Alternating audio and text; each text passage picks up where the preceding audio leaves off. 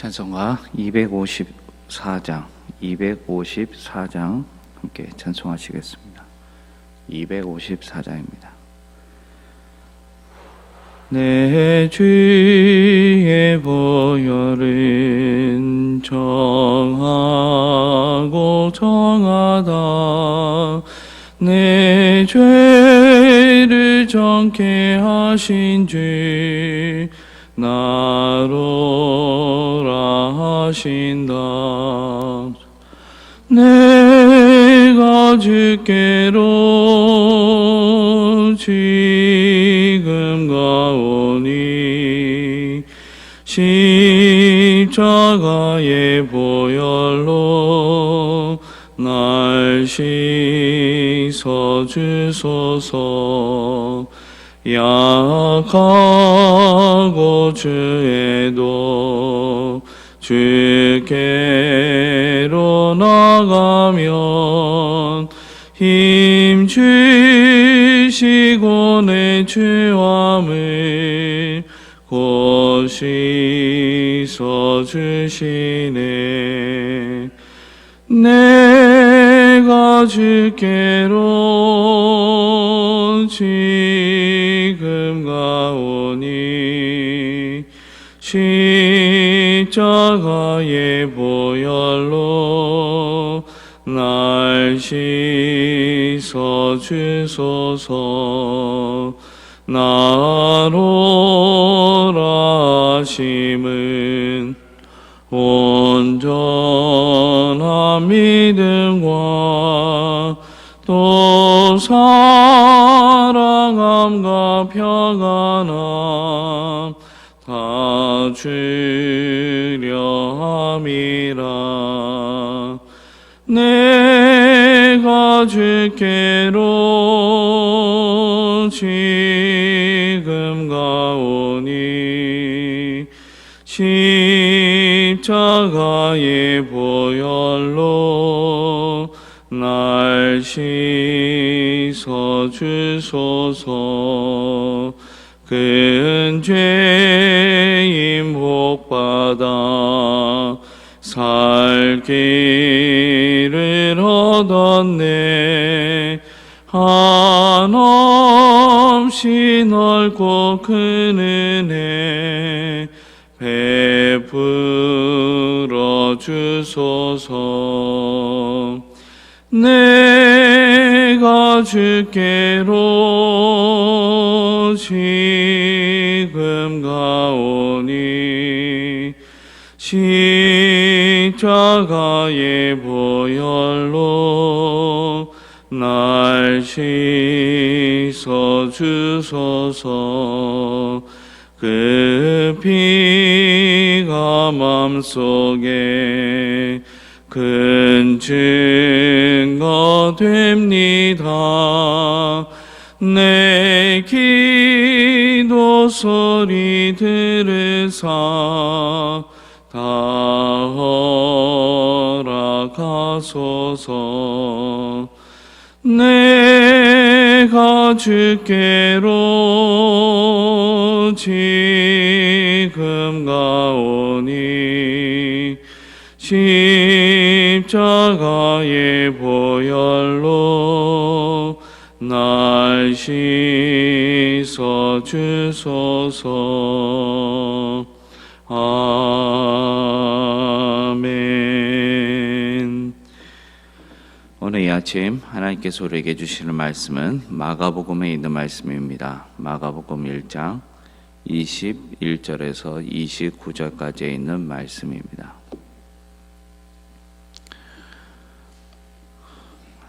마가복음 1장 21절에서 31절까지 말씀 받들어서 읽겠습니다.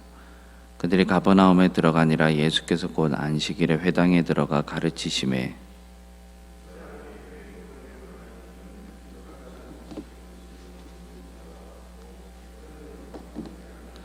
마침 그들의 회당에 더러운 귀신 들린 사람이 있어 소리질러 이르되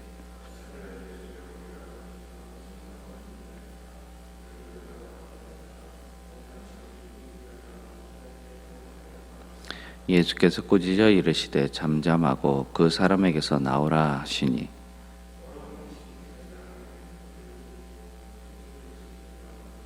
다 놀라 서로 물어 이르되 이는 어찌미냐 권위 있는 새 교훈이로다 더러운 귀신들에게 명한즉 순종하는도다 하더라.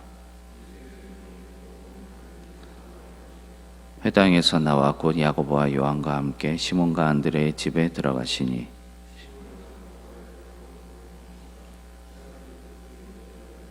함께 있습니다. 나아가사 그 손을 잡아 일으키시니 열병이 떠나고 여자가 그들에게 수종드니라. 아멘. 오늘 본문의 상황이 은근히 재미있고 좀 모순적입니다. 왜냐하면 21절에서부터 보시면 당시에 거룩한 안식일에 유대인들의 예배 초소인 거룩한 회당에서 누가 들어와서 소리를 지르고 있습니까? 더러운 귀신 들린 사람이라고 했습니다. 특별히 이 마가복음에서는 예수님께서 공생애를 첫 시작하기 전에 12절에 보시면 예수님께서 광야에서 40일 기도를 하셨습니다. 그 이후에 첫 발걸음이 갈릴리로 가셨고 그 갈릴리에서도 가버나움으로 향하고 있다는 사실이 매우 흥미롭습니다. 왜냐하면 가버나움이라는 그 지명의 이름의 뜻에 여러분 뒤에 있는 나움이라는 것이 위로자라는 뜻이 있습니다. 즉 가버나움이라는 곳은 위로의 동네라는 뜻이 되겠습니다. 그러니까 이 위로의 동네 가버나움에 주께서 위로를 주시고자 오셨다라고 본다면 이 거룩한 안식일에 거룩한 예배 처소 회당에 더러운 귀신 들린 자에게 가버나움, 즉 위로를 주시기 위해서, 자유를 주시기 위해서 예수님께서 첫 번째 사역지로 택하셨다라고 볼 때 매우 의미 있는 곳이라고 할 수가 있겠습니다. 25절에서 주께서 귀신을 꾸짖고 계십니다. 예수께서 꾸짖어 이르시되 잠잠하고 그 사람에게서 나오라. 여러분, 우리나라의 무속신앙은 귀신을 달랜다라고 하지요. 하지만 예수님은 엄하게 꾸짖고 계십니다. 그리고 잠잠하라라고 명령하고 계십니다. 이런 주님의 모습이 오늘날 교회가 갖추어야 될 매우 중요한 자세를 가지고 보여주고 있습니다. 어둠의 권세 아래에 있는 세상을 향하여 복음으로 꾸짖어야 함에도 불구하고 도리어 공격당할까 봐 몸살이는 것이 오늘날 교회의 현실이 아닙니까? 교회가 세상 속에서 갖추어야 될 그 기능을 상실할 때 교회는 무너집니다. 그러나 주님께서는 엄하게 꾸짖으시자 귀신이 경련을 일으키면서 나옵니다. 26절을 보시면 더러운 귀신이 그 사람에게 경련을 일으키고 큰 소리를 지르며 나오는지라 라고 하는데, 여기에서 경련을 일으킨다 라고 할 때 헬라어로 스라파소라고 합니다. 예를 들어 봅시다. 이 스라파소는 이런 상황입니다. 한 물건이 있습니다. 그런데 양쪽에서 잡아당기면 어떤 일이 벌어질까요? 힘이 딸리는 쪽에서 그 물건을 뺏기지 않으려고 더 힘을 주고 애쓰다 보면 결국엔 힘이 딸려서 부르르 떨게 됩니다. 여기서 스라파소는 바로 그런 상황입니다. 사도 바울이 자신의 로마서 7장에서 이와 같은 상황을 절묘하게 비유하고 있는데, 사도 바울은 속사람으로는 내가 하나님의 법을 즐거워하되 내 지체 속에서 한 다른 법이 내 마음의 법과 싸워 내 지체 속에 있는 죄와 법으로 나를 사로잡는 것을 보는도다라고 했습니다. 보시오, 어둠의 권세를 잡은 자가 자기 인생의 한쪽 끝을 꽉 붙잡고 있습니다. 그런데 다른 반대쪽은 바로 성령께서 붙들고 계십니다. 이런 상황의 양쪽에서 서로 힘을 주어 당긴다면 우리는 어떻게 되겠습니까? 사단의 세력이 우리를 놓치지 않으려고 힘주어 당기고 있습니다.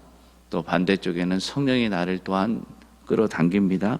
그야말로 치열한 전쟁이 벌어지는 것이죠. 그래서 사도 바울이 로마서 7장에서 내가 오호라 나는 곤고한 사람이로다. 내가 마음으로는 하나님의 법을 육신으로는 죄의 법을 섬기는도다 라고 했는데 바로 이런 상황이 스라파소입니다.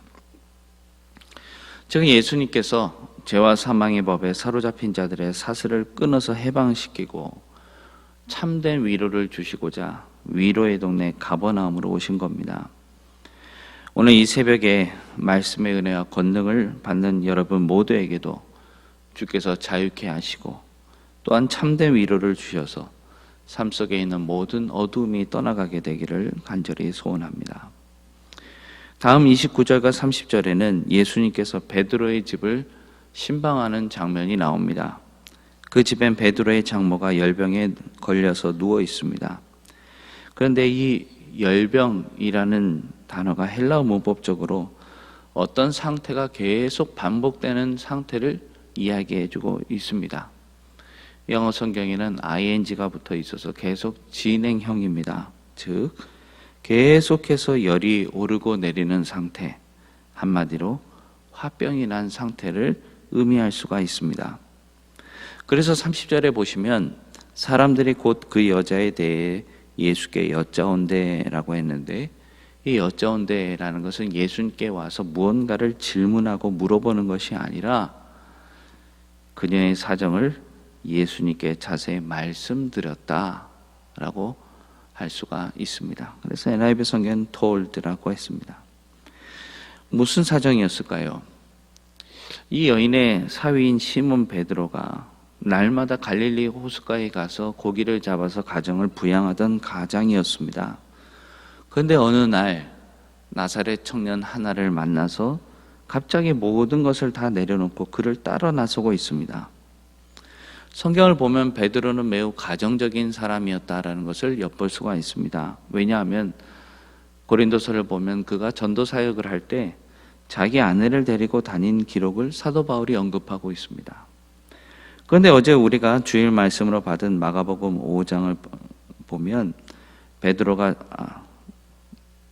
베드로가 주님 앞에 무릎 꿇고 회개한 후에 모든 것을 버려두고 예수를 따르리니라 라고 했습니다. 즉 이제 베드로가 아내에게 남편 노릇도 장모님에게는 사위 노릇도 제대로 못하게 됐다라는 상황이 되었습니다. 이제는 베드로가 가족의 먹고 사는 문제를 해결해 주지 못하는 가장이 되었다는 말이죠. 그렇다면 제일 속상하고 또 제일 열불이 나는 사람이 누구이겠습니까? 아내이고 또 그 아내의 어머니인 장모가 아니겠습니까?